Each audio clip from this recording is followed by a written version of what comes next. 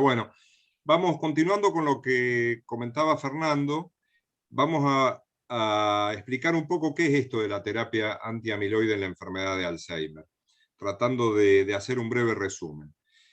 Esta molécula que ven acá es lo que se llama la proteína precursora de amiloide. Es una proteína normal que tenemos todos en el cerebro, en las neuronas. Como ven, tiene una parte extracelular bastante importante, un dominio transmembrana y una pequeña parte intracelular. Esta proteína es fisiológica, es estructural, pero no se sabe muy claramente cuáles son sus funciones fisiológicas.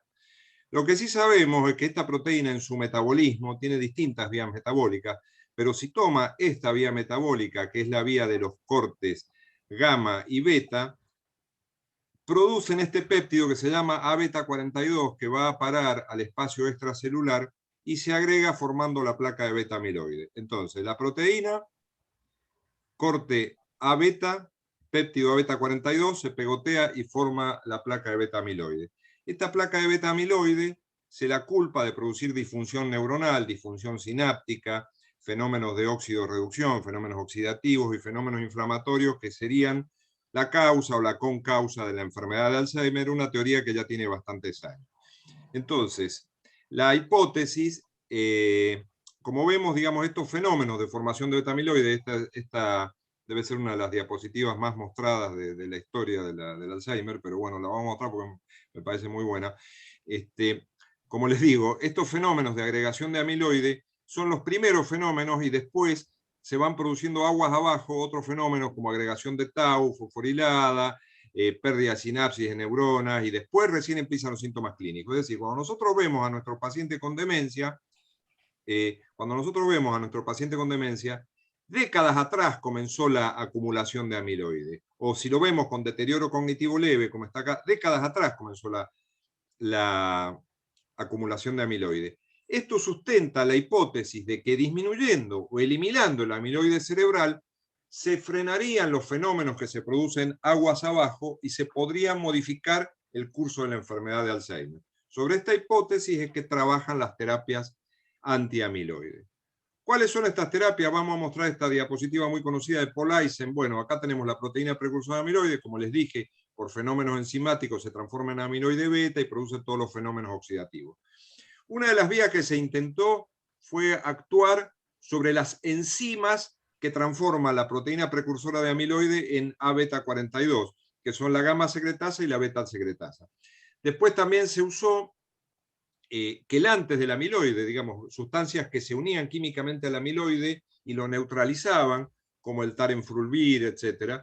Y por último, tratar de eliminar el amiloide por vía inmunológica, que es lo que estamos hablando ahora.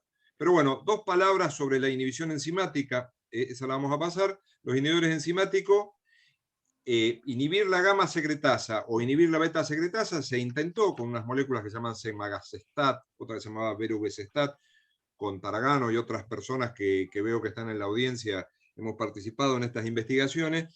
Y claro, ¿qué pasa? Que estas enzimas no solo participan de la producción de amiloides, sino que tienen muchos otros sustratos, como una proteína que se llama proteína Notch, etc. Entonces los efectos adversos eran intolerables y por otra parte producían empeoramiento cognitivo. Es decir, que la vía de los inhibidores enzimáticos, inhibidores de la gamma secretasa o inhibidores de la beta secretasa, de momento está cancelada y no creo que vuelva a reavivarse esta línea de investigación.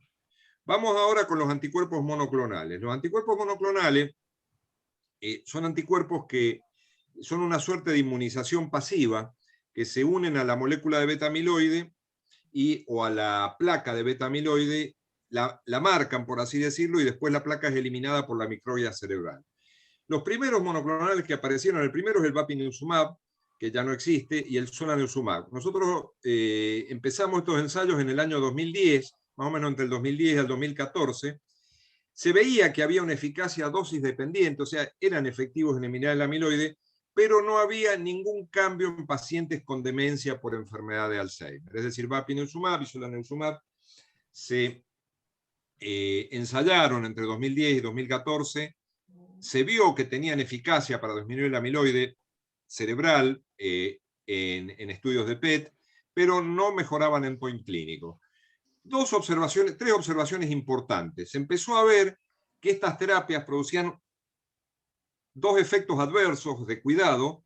Uno es el edema cerebral vasogénico, del cual le vamos a hablar, y otros son las microhemorragias. Es decir, estas drogas producían edema cerebral vasogénico y microhemorragias.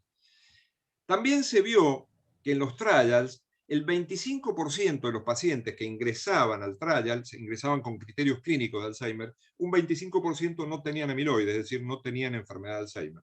En otras palabras, a un 25% de estas personas le estábamos dando terapia antiamiloide sin tener amiloide.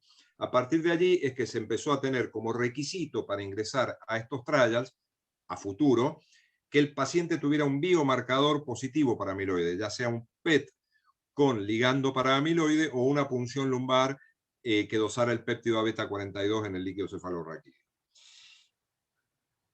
Otro tema que se vio en estos estudios es que los pacientes eran pacientes que para ingresar eran pacientes con demencia leve a moderada por enfermedad de Alzheimer. Tenían Mini-Mental entre 16 a 26, es decir, eran pacientes que ya llevaban varios años clínicamente con enfermedad. Por lo cual uno piensa que si uno les va a dar una terapia antiamiloide, la otra conclusión que se arribó es que la terapia debe haber sido más precoz.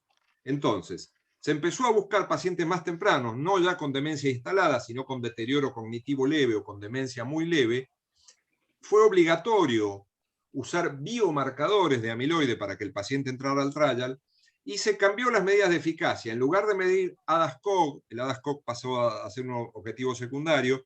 Como los pacientes estos ya no tenían demencia, sino tenían deterioro cognitivo leve, se empezó a usar otra escala que es el CDR-CB, que mostró Fernando. Esos fueron los cambios más importantes y las principales enseñanzas que nos dejaron los primeros trials. Entonces, cuando empezamos con cuando empezamos a hacer esto, como les digo, empezamos acá, digamos, en el paciente en etapa de demencia.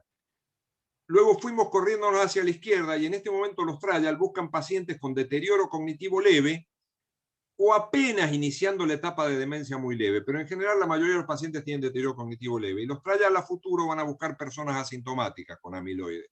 Les aviso para los años venideros. El primer trial que se hizo con estas características, un trial con un anticuerpo monoclonal que se llama gantenerumab. Entonces, en ese trial empezamos a reclutar pacientes con Alzheimer prodrómico, es decir, Mini-Mental 24 como mínimo, de 24 a 30, no como antes, que eran Mini-Mental 16 a 26, se empezó a usar el CDR-CB como endpoint y todos los pacientes tenían que ser amiloide positivo, por PET o por punción lumbar. El estudio inició en el 2012 y en el 2014 se cerró por futilidad, fracasó el estudio, lo cual nos creó una gran decepción a todos y todos llegamos a pensar que la teoría fue el peor momento de la teoría del amiloide. Pensamos que había que buscar por otro lado porque por el amiloide no iba el tema del tratamiento de la enfermedad de Alzheimer. Sin embargo, análisis posteriores, análisis post-hoc del estudio con gantenerumab mostró que el subgrupo de pacientes que había recibido dosis más altas sí mostraba algún grado de eficacia clínica. En todos había disminuido el amiloide cerebral en una forma dosis dependiente, mientras la dosis era mayor, más disminución del amiloide, y en los pacientes que había disminuido más el amiloide, porque habían recibido mayor dosis, había una tendencia a la eficacia clínica. Eso dio pie a continuar con estas investigaciones y con esta línea, ¿no? Entonces, como el análisis de subgrupo mostró posible eficacia en pacientes con dosis más altas.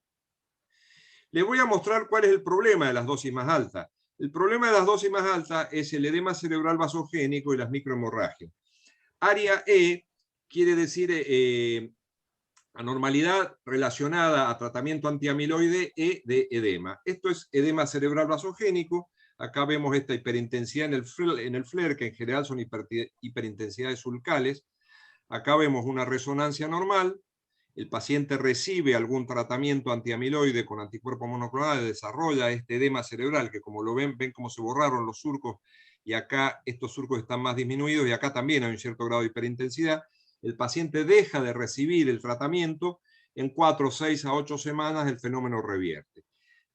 Este fenómeno no es inflamatorio, se produce por un aumento de la filtración de los capilares cerebrales. No hay actividad inflamatoria acá, no es cerebritis como o encefalitis como ocurrió con la inmunización activa. Esto es líquido de edema, ¿sí? Que revierte con la suspensión del tratamiento.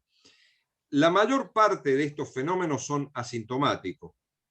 Quisiera pensar que este paciente que tiene un área tan chica, no es un paciente mío, que tiene un área tan chica de edema cerebral, es un paciente asintomático. El 90% de estos fenómenos son asintomáticos y se detectan por resonancias.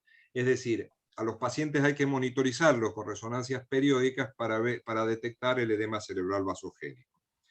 El otro fenómeno que aparece son las microhemorragias, que son estos puntos negros de acá. Estos son puntos de hemosiderina. Son pequeñas hemorragias que también se producen por el aumento de la permeabilidad capilar producido por el tratamiento con el beta-amiloide, y se producen estas pequeñas hemorragias puntiformes que se ven con la técnica de resonancia de gradiente de eco. Hay que saber diferenciarlo de los vasos sanguíneos. Se diferencian por la ubicación y por el hecho de que están en un solo corte, mientras que los vasos sanguíneos, que también se ven así negros y redonditos, uno los puede seguir longitudinalmente. Entonces, estos fenómenos de edema cerebral vasogénico y microhemorragias se producen en los pacientes que padecen Alzheimer. Aún se pueden llegar a producir sin tratamiento, pero se producen con mucha mayor frecuencia cuando están tratados con un anticuerpo monoclonal que elimina el amiloide del cerebro.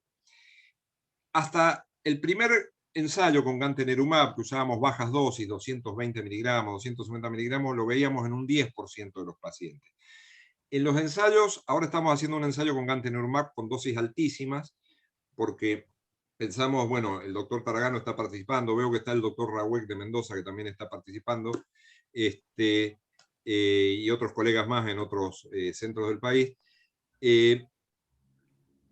Con dosis más altas se elimina más amiloide. Pacientes en etapa temprana pensamos que eso va a tener eficacia clínica. Es lo mismo que pensó la gente que hizo aducanumab. Pero claro, ahí la incidencia del edema aumenta y de las microhemorragias aumenta. La incidencia de edema y microhemorragias en conjunto global en aducanumab ha sido del 30%, es decir, 1 de cada 3 pacientes ha tenido algún fenómeno de esto. Ahora vamos a ver cómo altera la aparición de este fenómeno la relación costo-beneficio, cómo influye en la relación costo-beneficio. ¿Por qué se produce esto? Bueno, esto representa una arteriola cerebral. Ustedes saben que las personas que tienen amiloide cerebral tienen también angiopatía amiloide. Entonces el amiloide está pegado entre las células musculares cerebrales. Ustedes saben que el amiloide es muy adhesivo, es un pegote, y se pega a los capilares. En el proceso de remoción, la teoría es que en el proceso de remoción del amiloide aumenta la permeabilidad de la arteriola y del capilar, y sobre todo del capilar, permitiendo que se produzca la efusión de plasma, y si el aumento de la permeabilidad es mayor, salen glóbulos rojos y producen esas pequeñas microhemorragias que son asintomáticas, no son macrohemorragias, no son hemorragias cerebrales macroscópicas, digamos. Entonces, ¿qué hacemos con esto? Bueno, primero la dosis tiene que ser lentamente ascendente, no podemos darle, la dosis terapéutica de gantenerumab son 1050 miligramos, 1100 miligramos, bueno, empezamos con 100 y vamos subiendo lentamente, tardamos varios meses en llegar a la dosis estándar. Esto disminuye la incidencia de estos problemas y no queda otra solución que monitorizarlo con resonancia. ¿Qué pasa? La mayoría de estos eventos son asintomáticos, el 90% son asintomáticos. O sea, nos queda un 10% que tiene síntomas. ¿Qué síntomas tiene? Cefaleas, vértigo, algún episodio de confusión. Reversibles, digamos. Muy pocos pacientes, muy poca proporción de pacientes, menos del 1%, experimenta fenómenos más graves como convulsiones o un síndrome confusional agudo, digamos. Pero en general, dependiendo de la extensión y de la localización de la lesión. Pero esto es muy importante que, por lo menos desde mi punto de vista, es saberlo. Es decir, si bien el 30 o el 35% de los pacientes que reciben altas dosis de estos medicamentos desarrollan estos fenómenos, la mayoría son asintomáticos y el fenómeno desaparece suspendiendo transitoriamente la medicación y después se les puede volver a dar. Es decir, muy pocos de estos pacientes desarrollan algún síntoma. Yo leí, aclaro esto porque leí en algún diario que decía, y se aprobó una medicación que inflama el cerebro en un 40% de los casos. No, no. Esta es la realidad, digamos. Entonces, bueno, como les digo, acá voy a mostrar los resultados de la aducanumab, lo que publicó la gente de Biogen, la gente que hizo el estudio. Como le mostró el doctor Taragano, además de una reducción del amiloide que voy a mostrar, hay un efecto sobre el CDR-SB que es estadísticamente significativo. CDR son unos boxes, y en el estudio que no mostró, que no alcanzó el endpoint, se vio una tendencia que no alcanzó significancia estadística. El Minimental en el límite de la significancia también mostró mejoría, el ADAS-Cog mostró mejoría y la escala SSADL mostró mejoría. Es decir, hay impacto clínico, no en los dos, en uno de los dos, y en el otro estudio hay tendencia que no alcanza la significancia clínica. Estas son las curvas, ustedes ven el placebo, cómo empeora el CDR-SB y cómo el aducanumab mejora el CDR-SB. Como les dijo el doctor Taragano, mientras menos en el CDR-SB es mejor. Fíjense que con la dosis intermedia hay una mejoría y con la dosis más alta hay más mejoría. Es decir, hay un gradiente de dosis, lo cual habla también de un efecto biológico.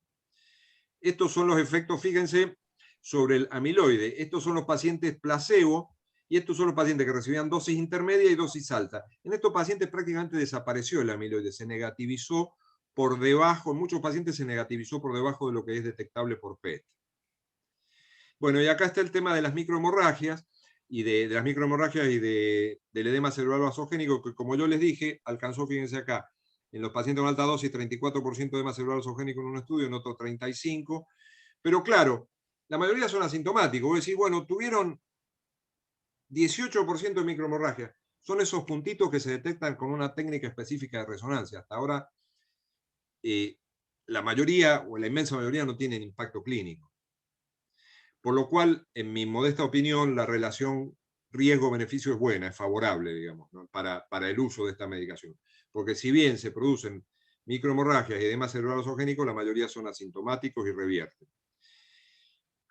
¿Cuáles son las controversias? Bueno, el riesgo-beneficio, yo ya di mi posición, queda para el debate. El costo de esto son $56.000 al año en Estados Unidos, no sé a cuánto llegará en la Argentina, pero sea la mitad o un tercio. Imagínense si cada paciente con deterioro cognitivo leve, hay 400.000 pacientes con Alzheimer en la Argentina, ¿cuántos habrá con deterioro cognitivo leve? Multipliquen eso por 56.000, no hay sistema de salud que aguante. Y el otro problema es la implementación. Nosotros, para darle un tratamiento que elimine el beta-amiloide a un paciente, tenemos que diagnosticar que tiene beta-amiloide. De modo que ya no hacemos más diagnóstico de Alzheimer por test neurocognitivo y resonancia. Tenemos que agregarle una prueba que dose beta-amiloide, ya sea un PET o una punción lumbar, eventualmente a futuro en sangre, pero todavía no de esos en sangre. Esto va a cambiar, si se implementa, tiene que cambiar la manera de hacer diagnóstico. Y el otro problema es el seguimiento. Cada uno de estos pacientes requiere una resonancia cada 3-4 meses para detección precoz del edema cerebral vasogénico. Multiplíquenlo por todas las personas que hay en la Argentina con deterioro cognitivo leve, y bueno, la verdad que esa ecuación no sé cómo se resuelve. Bueno, muchas gracias.